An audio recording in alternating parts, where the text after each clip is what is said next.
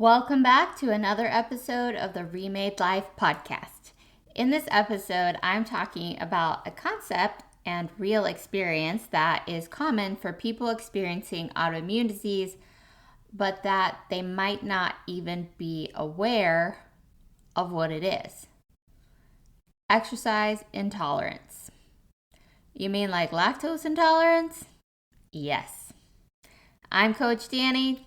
Let's talk about it. Are you ready to rewrite your story and embrace a new perspective on healing autoimmune disease? Hey, I'm Daniela Spear, and I'm fascinated by exploring the human body, movement, and how emotions help to create our life's journey. After a transforming experience helped me to heal over 15 years of autoimmune symptoms, I decided to share what it looks like to have a second chance at a more compassionate relationship with my body. In this podcast, I will guide you in building lasting wellness by tapping into your body's innate wisdom, understanding the emotional roots of autoimmune disease, and how to use strength training not just for working out, but as a tool to heal from within. So get ready to revive your most inner joys, rebuild your health, and reclaim your life. This is the Remade Life podcast. Hello. Okay, today we are talking about exercise intolerance. What is it, you ask? Exercise intolerance is the decreased ability to perform physical activity at a level or duration that would be considered normal for you for a prolonged period of time. I shared a bit about this in episode number 5 things to consider when exercising with autoimmunity. But I said, you know what? This deserves its own episode because I know a lot of people experience this and aren't really even sure how to overcome it.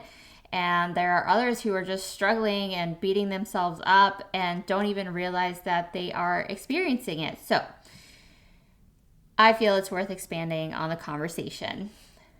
Exercise intolerance happens when the body is overloaded and decides that exercise, most commonly high intensity or high volume exercise, is not necessary at this time. So last week we spoke about the threat bucket, and that 100% applies here. When your body's threat bucket is full because it's dealing with 500 other things, it just does not deem exercise for the purpose of performance or progress an essential thing. And I'm not talking about movement. Like, movement in general will always be important to the body. But exercise for the purpose of achievement and accomplishing a specific goal or milestone is probably just not that important at the moment. Why? Because if your threat bucket is full, your body is likely just trying to survive. A full threat bucket means your body is operating at capacity and it can literally only handle things that are essential for staying alive. And I'm sorry, but you trying to beat your mile run or your mile time is not essential for staying alive. You trying to lose an extra 5 pounds is not essential for staying alive. You training for a weightlifting competition is not essential to you staying alive. And, I say this one for myself. Like, I am most definitely at capacity right now, and I am having to reflect on what is essential for me at the moment. So for me right now, that means having some flexibility in my workout schedules, not being so rigid about following a specific plan, although plans are important, but they are best used when your body has the capacity to sustain them. And I'm being mindful of how I feel on a day-to-day basis. Like, I am in the tail end of school for massage therapy, and things are just piling up. I feel like in this past week I have said that so many times. It's almost like I'm saying it as a disclaimer, oh, I'm in the tail end of school, so things are just really heavy and hectic. And I'm realizing I should probably stop just using that as an excuse of oh, well, it's the tail end of school. No, it's just things things are heavy right now, right? Like it's a lot.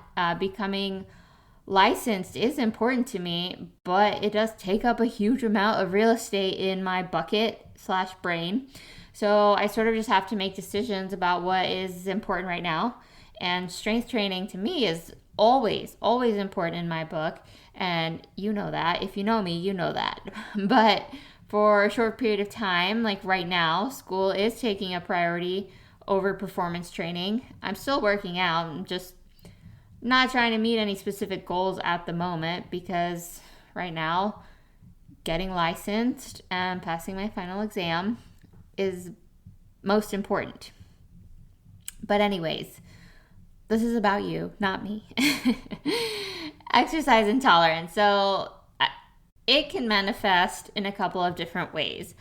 Most common is just like general fatigue. Sort of like what, quite honestly, I'm experiencing right now. And on one hand, like exercise can be a great energy boosting tool, right?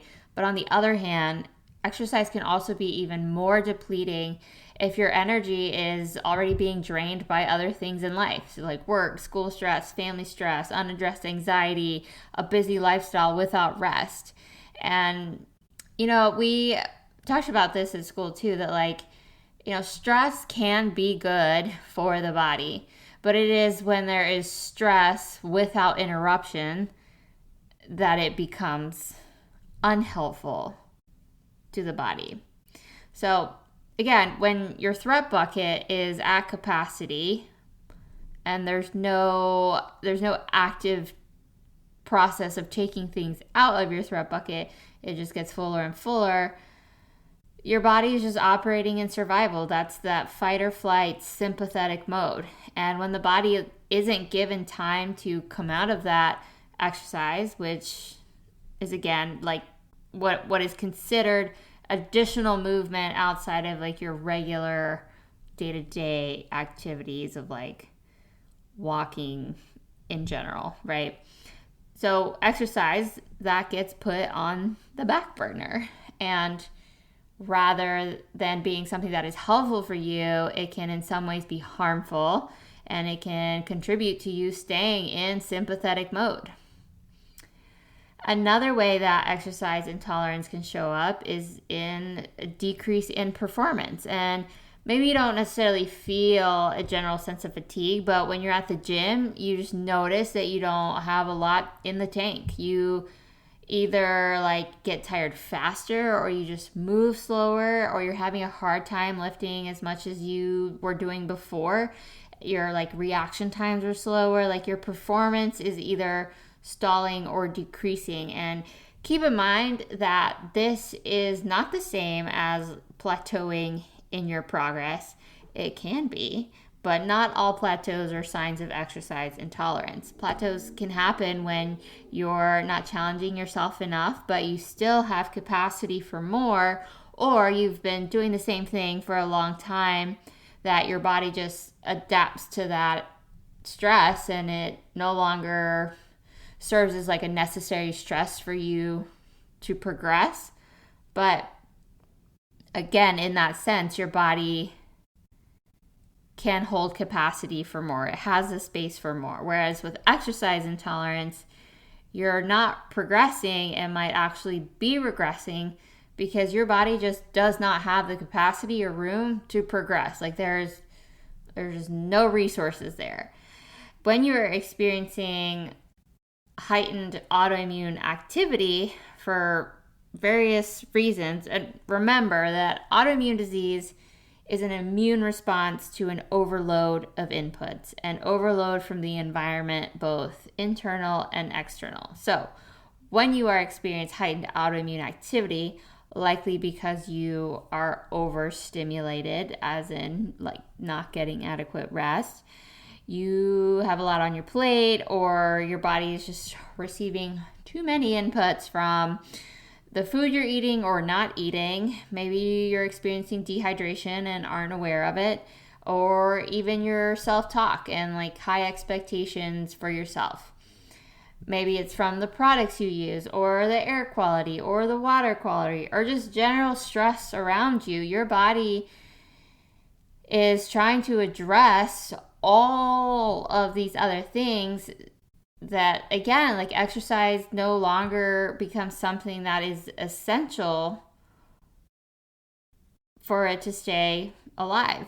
It's like saying, hey, I'm addressing all of these other things right now, and all of these things are more important.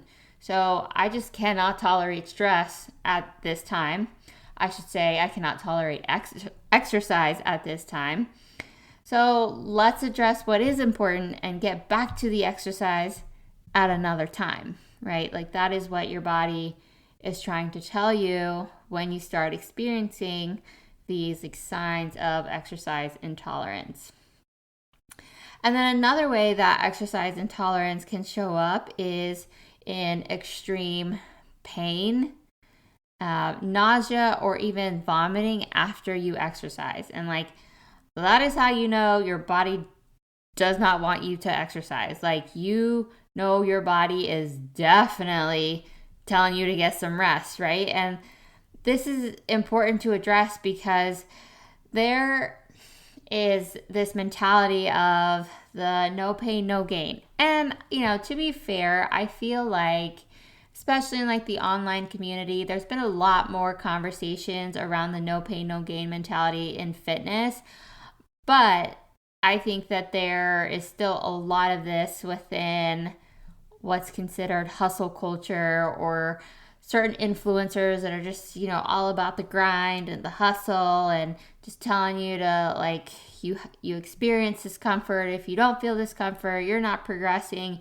And in a sense, like, right, those things are true. But I think this whole no pain, no gain thing is a bit of a stretch because it leads people to think that like that is how you're supposed to feel. Like, oh, I am in debilitating pain. Like this is progress, right? And I know that this is still a thing because I still encounter clients and just people in general who say things like, oh, I'm hurting today, like, but it's the good kind of hurt. And it's like, hurting is just like a sign that you're not recovering, right? Like, yes, there's like that, like, soreness that you feel of like, okay, I definitely did some work, but like it shouldn't be to the point that it's like disrupting your day-to-day, right? And so what happens is people start to ignore these sensations and they keep pushing. People keep pushing, and it's like, why do we do that to ourselves? Why is it that we push ourselves to the extreme and push ourselves until like the pain is debilitating? Because it's like, oh, if it's only a little bit of pain, then like you feel like you should still be able to function. And I'm saying that about autoimmune symptoms in general, right? Why do we push ourselves until it's debilitating enough that we ask for help? And I actually talked about that in a recent episode where I was talking about like how you know that autoimmune disease defines you, and it's if you allow the pain to get so intense that when it is to the point of debilitating, then that's when you ask for help. But before, you're like, I don't want to inconvenience anyone, right? Like, anyways, I am getting sidetracked just talking about pain and the way we handle it. But going back to this more extreme form of exercise intolerance, like you really are feeling pain, nausea, or you're vomiting after you work out. And like I said, this is more of an extreme situation. So let me just say, if your body is expressing these signs of exercise intolerance, please like get some rest, right? And if you are experiencing exercise intolerance in general, please do not allow it to get to this point, right? So what do? Like, if you're listening and you're recognizing like, hey, maybe I'm experiencing exercise intolerance. And I just caught myself because I almost said I have exercise intolerance, but I'm going to correct that. I'm going to say I'm experiencing, right? Because it's not something that you own. It's not something that's a part of you. It's just an experience that your body is having. So, how do you overcome it and get back to your normal level of physical activity, which, keep in mind, is different for everyone? So, first things first, assess your threat bucket. So, as I mentioned, this is very similar to last week's episode on strategies for exercising with chronic pain. Do an assessment of what is all in your threat bucket so you can start to address what can be addressed and give your brain some breathing room, right? If you know you have a lot of like open loops and you're just stressing about like all these things on your to-do list, on all these like open loops in your to-do list, like take care of some of those things. Take care of what can be taken care of and give yourself some breathing room and your nervous system a bit of ease, right? Second, assess your sleep. Nothing, and I mean nothing, sets you on a fast track to exercise intolerance quite like a lack of sleep. If you're experiencing terrible sleep quality, take care of that first. The body could care less about your exercise goals if you are not sleeping well. But when you are, like when you do sleep well, like you know that feeling, there's like magic in the air and suddenly you're a superhuman. And I know that like sleep is just, I personally feel like it is a hard topic to address because it's so nuanced to every individual, and our society is just not conducive to good sleep. We spend most of the day, the majority of the day, in front of blue light, especially in the evenings. We watch TV, we're on our computers, we're on our phones. We are just like overstimulated left and right. And on top of that, we have relationships to take care of, our job, our other human goals, right? Like there's a lot coming at us every day, and it is just no wonder that the majority of people have terrible sleep quality. People have a hard time falling asleep. People wake up in the middle of the night. People just wake up and can't sleep any longer. And I've been through all of those phases too, right? And sleep is something that I myself am still working on. And I think I will always be working on because I think that we're always working against our external environment when it comes to sleep. That's not to say that good sleep isn't possible. I definitely think it is because my sleep has significantly improved over the last year. But I think that it's something that will always need some active attention. But as I said, getting better sleep, getting quality sleep is not impossible. So take care of your sleep before you try to just push harder in your exercise endeavors, right? Okay, so number 3, third thing that you can do to address exercise intolerance is check your hydration levels. Low-grade chronic dehydration keeps the body in the state of alarm, like that sympathetic mode, and that contributes to brain fog, feeling sluggish, poor performance, slow reaction times, and a lot of pain in the connective tissue. I wrote a blog on why optimizing hydration is so important for those that experience autoimmune disease. And in that blog, I share about my experience with like frequently feeling like I was having flare-ups all the time, when in reality, what I was experiencing was dehydration. And the two are actually very similar in the way that they show up in the body, with like sluggishness, brain fog, aches and pains, slow reaction times, right? That sounds like when you wake up with an autoimmune flare-up, right? But it was actually dehydration. And I give some tips on how to improve hydration. And just a quick tip, something to keep in mind is that when it comes to hydration, You not only need to drink your water, but you need to eat your water and you need to move your water. So there's just like a bigger equation to hydration than just drinking water alone. So I've linked that blog post in the show notes, so make sure you go check it out, okay?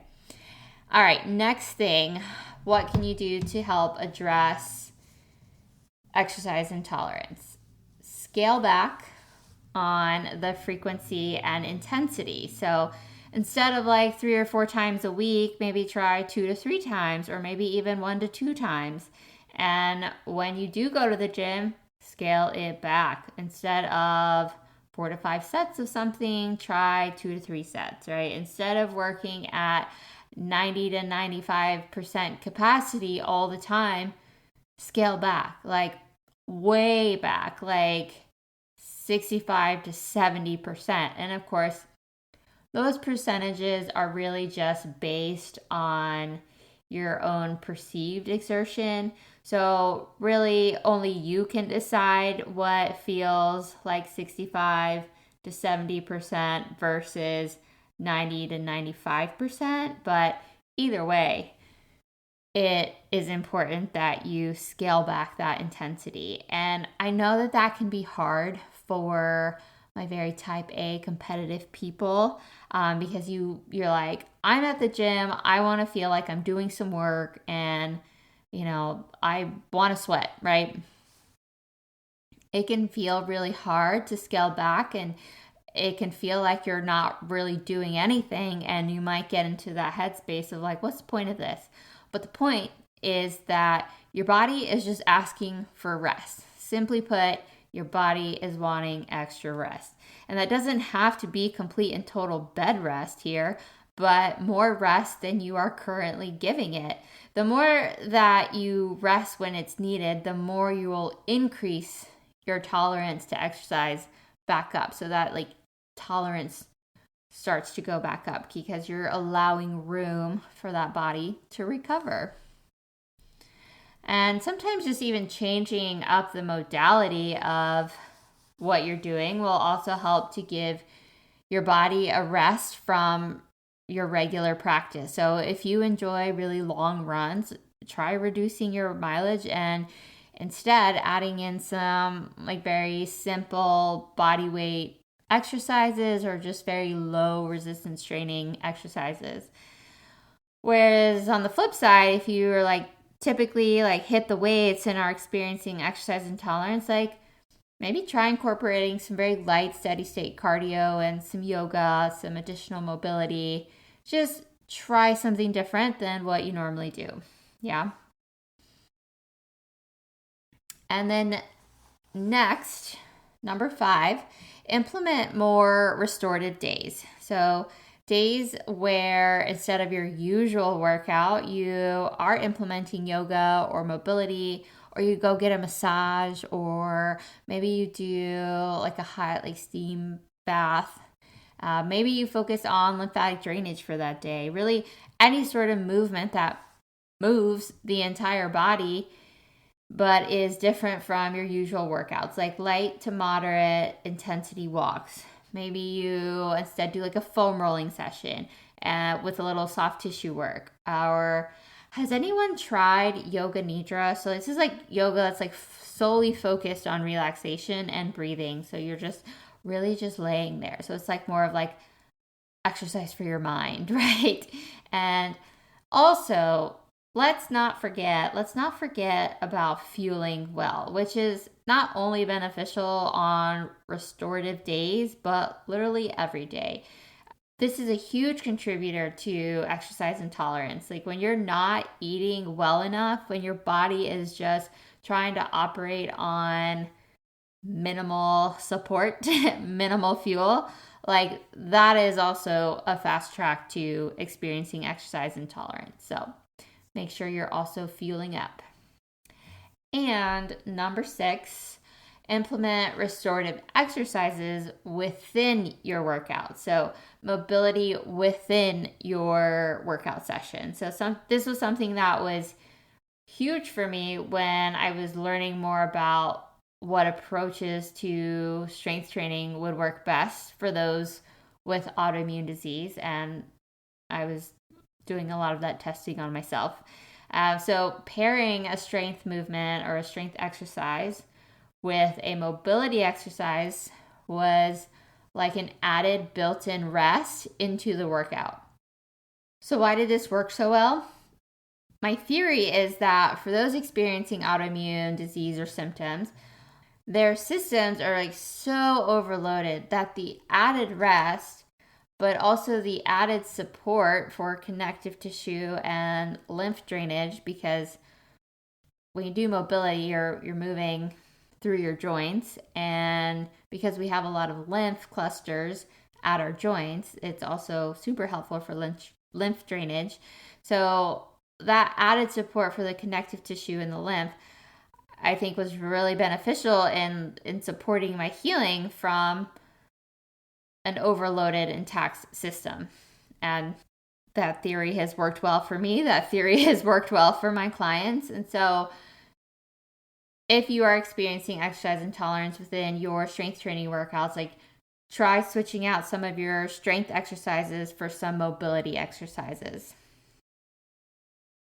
And then lastly, have faith. Have faith that your body is able to heal itself. It just needs to be given the right environment to do so. And for anyone experiencing exercise intolerance, that environment is improved rest, more time for rest. So check your threat bucket, unload your mental health, address your sleep and your hydration, scale back the intensity for now. You can always scale up later. Implement restorative days on a regular basis, like on a weekly basis. And even as you start to build back up your frequency and intensity, implement restorative movement into the workouts, right? So restorative days into your weeks and restorative movement into your workouts. So don't wait to do your mobility later, because quite honestly, we know we forget. We're like, we'll say we'll stretch later and it just doesn't happen, right? So do it within your workouts. And lastly, have faith. Have faith and know that your body is capable of healing itself, and you are capable of getting back to performance-based training. So know that you're not alone in experiencing exercise intolerance. It's something that the body does out of a need for added rest and recovery. It doesn't mean anything is wrong with your body. It doesn't mean anything is wrong with you. It doesn't mean your body is less capable than anyone else's. It actually means your body is working as it was designed to work, to protect you. And exercise intolerance is a response to protect you. And just like autoimmune disease, it's a response to an overload of inputs. Your body is very resilient, but it is not immortal. It has needs, and exercise intolerance is just a way that it asks for those needs to be met when they are not being met. I hope this episode was helpful for you. And if you're navigating through what feels like exercise intolerance, I hope that you'll consider some of what we talked about today and support your body in its recovery and be on your way to getting back to those workouts that you know and love. So, until next time, my friends, be well.